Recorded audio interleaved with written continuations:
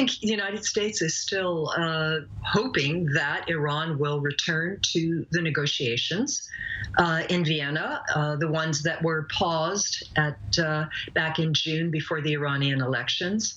There's a lot of talk about a plan B, but I frankly don't really see one. The best solution, I think, for all sides is for Iran to return to compliance with the agreement, and the United States as well. So, Meir, on to you. What does Tehran want? Because unlikely, it seems like Tehran has its upper hand currently. Well, the Islamic Republic wants the United States to guarantee that if Iran returns to the nuclear deal, America doesn't walk out again. And also Iran rejects the American plan to make the nuclear deal longer and stronger, as the Americans have stated, because they've asked the Iranians to guarantee that, okay, if everybody returns to the JCPOA, then there will be follow-on negotiations between Iran and the United States, especially regarding Iran's presence in the region and also Iran's missile program, and Iran rejects that. But Meir, if Iran wants to go back to the negotiation table, why does it say that it will do so only in November and not tomorrow morning?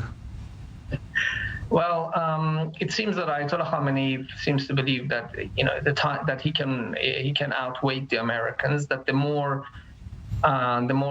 uranium they enrich, the stronger his hand will be. Before there was a concern in Iran that, okay, if we push the Iranian public too far with the economic pressure, there could be demonstrations, as was the case on 3 occasions. One of them was in November 2019. But here it seems that the regime is not worried for 2 reasons. It seems that the security forces have got a better grip on the situation at home.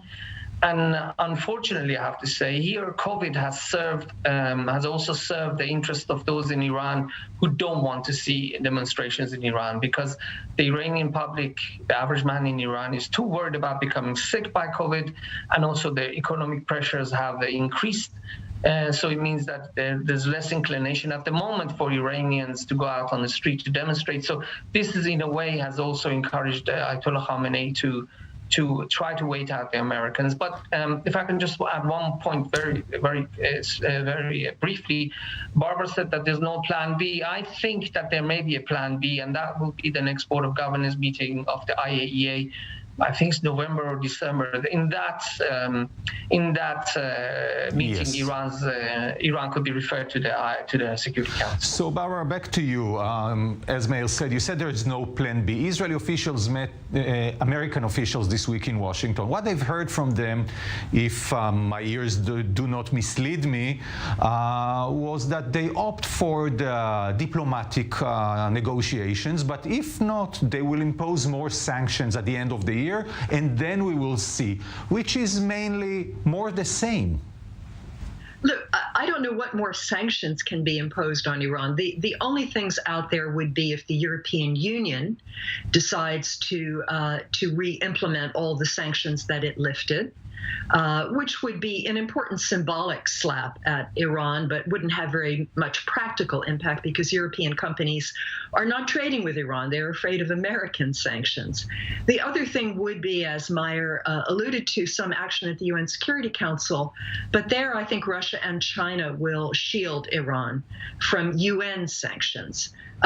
So the real question to me is, how long will we play this game where the Iranians are playing hard to get before they finally return? What are the Russians and the Chinese telling the Iranians? Because the Iranian foreign minister was just in Moscow and met with Lavrov.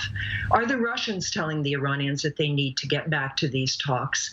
And what is the calculation in Iran? Can they really survive another few years with sanctions in place? Can they really profit from their ties with countries like Russia without sanctions relief? So we will ask Meir about how long they can live with those sanctions in a minute, but I want to stay with you for a little longer, Barbara, and ask you, we've heard from Joe Biden himself 2 contrary things. On one hand, the military option is last on my table, but at the same time, I will not let Iran become nuclear. Well, this might collide. I don't think so. Look, first the Iranians have to make a decision that they actually want a nuclear weapon, and that would, of course, defy all of the things they've said in the past, fatwas from the supreme leader saying that nuclear weapons are against Islam, etc.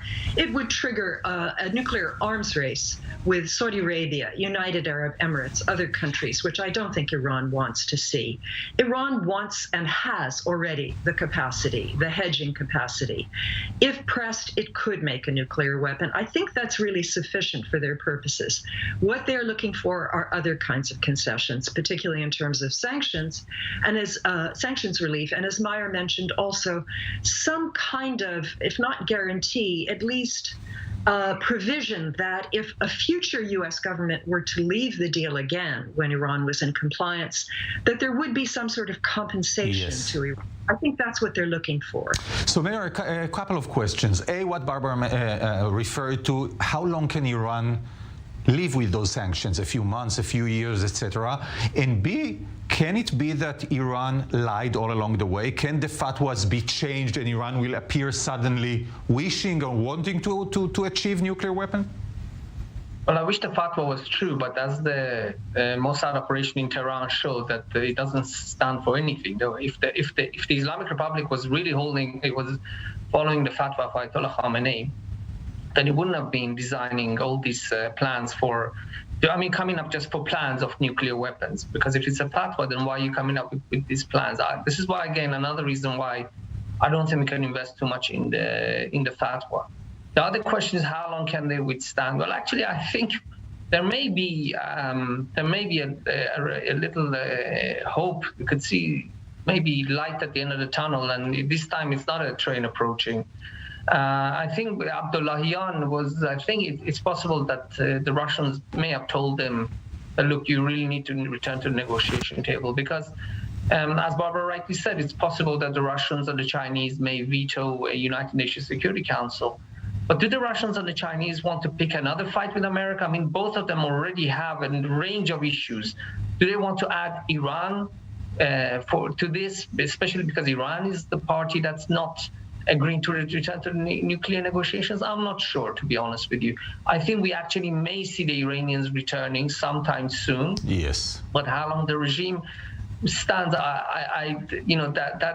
that's probably a decision that Ayatollah Khamenei has to make. And that depends on the intelligence reports he gets telling him the level of anger on the streets of Iran. Yes, a good point to end with. Barbara Slavin in Washington, Meir Javedanfar in Herzliya. Thank you so much for joining me today.